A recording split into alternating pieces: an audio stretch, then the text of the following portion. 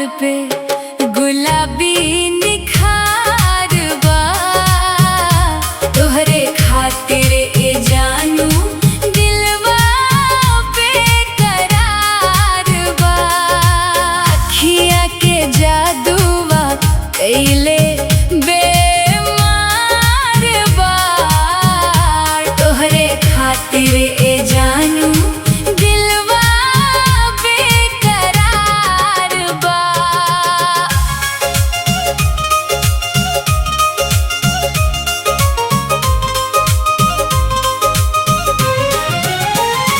जब से देख ली तोहरा के बाजार में, खो गइल बानी हम प्यार के खुमार में।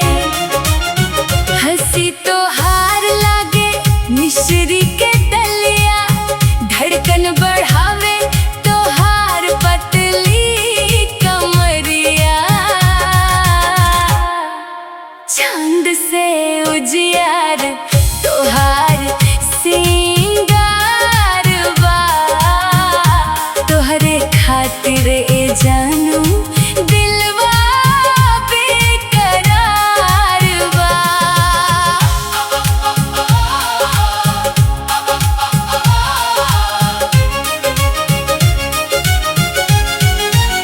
लाल लाल होठवा पे नाम हमार लिख दा, दिल के किताब में एक पन्ना रख दा। रूप के तोहरे चर्चा हर ओर बा, देखे खातिर खड़ा पूरा शहर बा। चल्ला पे उठेला दिल में बुखार बा। तोहरे खातिर ए जानू दिलवा बेकरार बा।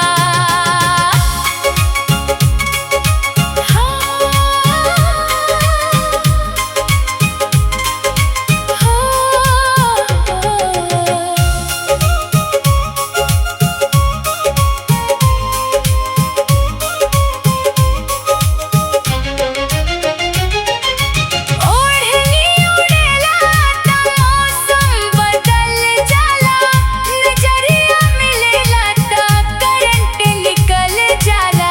तोहरे बिना सुना लागे संसार हो, तू ही त बाड़ू हमरा दिल के प्यार हो।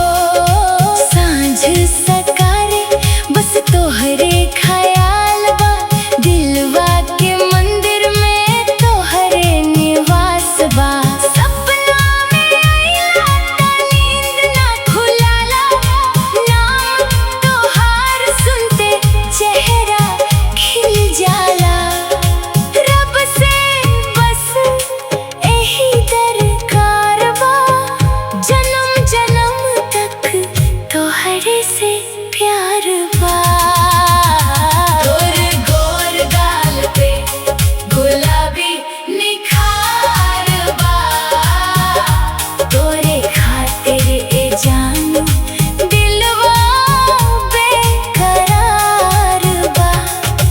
अखिया के जादूवा कइले बेमार बा। तोरे खातिर ए जानू दिलवा बेकरार बा। दिलवा बेकरार बा। तोहरे खातिर ए जानू दिल